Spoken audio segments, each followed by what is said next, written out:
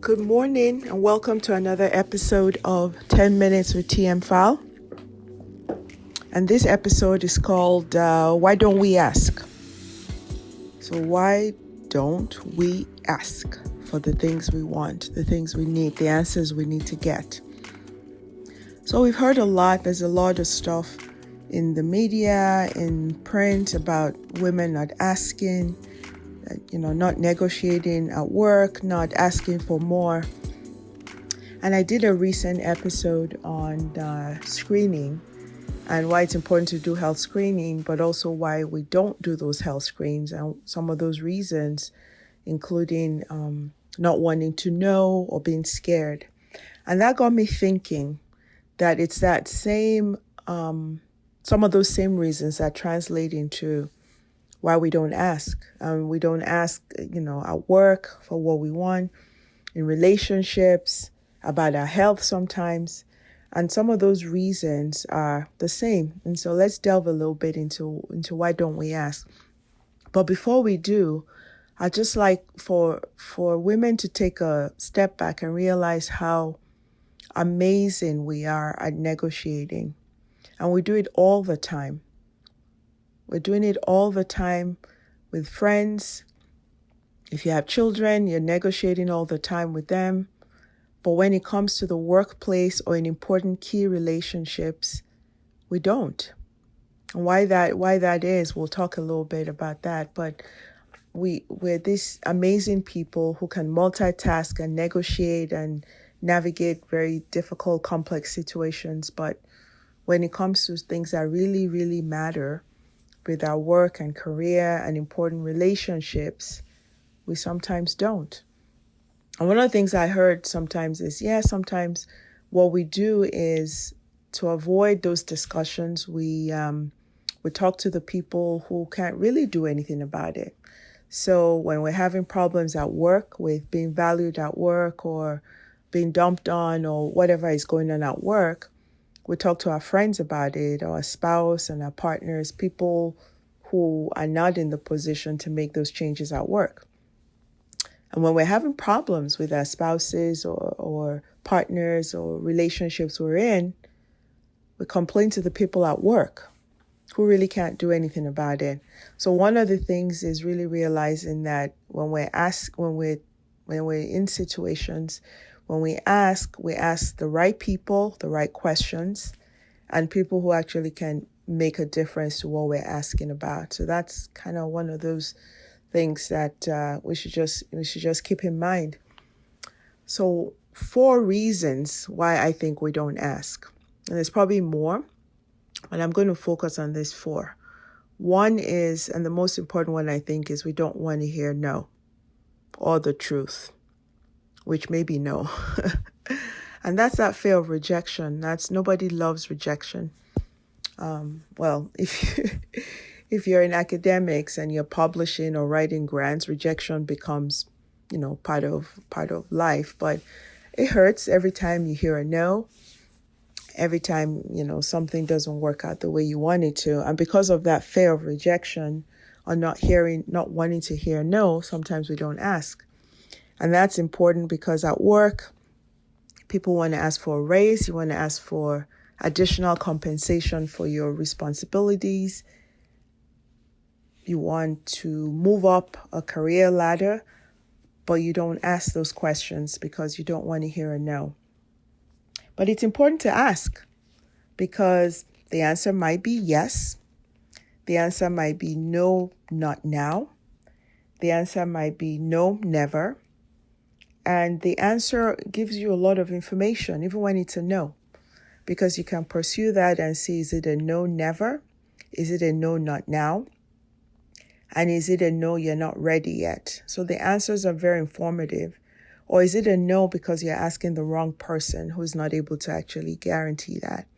And this goes the same thing with relationships. There are times when people are in relationships and they want to know, where is this going? What's going on with this? You need to ask tough questions about fidelity, things that are important to you, but you don't want to hear no or the truth, and so you avoid asking those questions or you talk about those issues to other people. And not asking the question doesn't change what's going on. It just adds to the muddy waters. So it's really important to ask. And if you hear a no or the truth, then it is what it is. So the first reason is we don't want to hear a no. The second reason is we don't want to be thought of as too pushy or too intense. And that's a reason a lot of times people say they don't want to ask at work or ask about relationships and things like that because they don't want to be thought of as too intense, too pushy, too aggressive. Well, it's your life. It really is your life. We have just one life. It goes by pretty quickly. So if there are things you need or want in a relationship, at work, around your health, you really need to ask those questions. So if you're thought of as pushy or aggressive or as intense, sometimes that's just a defensive mechanism on the part of who you're asking. And yes, sometimes you may have to refine your methodology.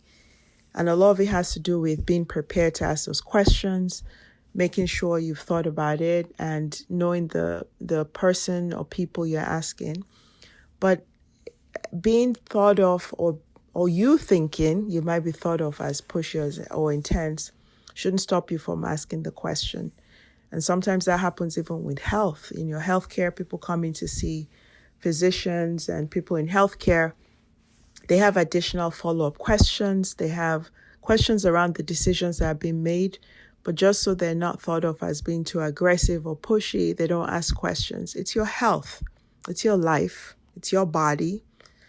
You deserve to have your questions answered. And if you have a physician or any healthcare provider who is not able to answer your questions and who brushes you off or thinks of you as too pushy, then that's not a match. You need to find somebody who addresses and answers your questions. The same thing in a relationship.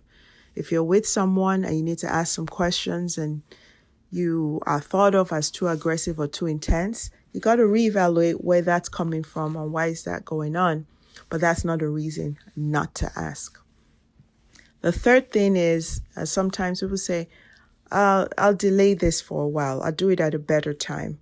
I'll do it at a time when, for work, the company is flush. I'll do it at a time when my boss just got back from vacation, so maybe in a better mood. I'll do it at a time when my spouse or partner or my boyfriend, girlfriend is not so stressed at work. I'll do it at a time when I'm in a better place and not so stressed out at work. And all of these things are great to find the right time, but there's never a right time to ask tough questions. So these are, we talk about crucial decisions or important decisions. There's never really an easy, perfect time to do that. So delaying for a better time sometimes just means those questions never get asked. You never ask for that raise. You never ask for a one-on-one with your boss. You never ask for additional compensation for what you're working on. You never ask what is going on with this relationship. You never ask about things that are important to you. You never ask that follow-up question of your healthcare provider. So delaying for a better, optimal, perfect time is really just a delay to never in many cases. So that's a reason, and it's not a good enough one. And then the last one, I think, is sometimes we don't think we deserve more.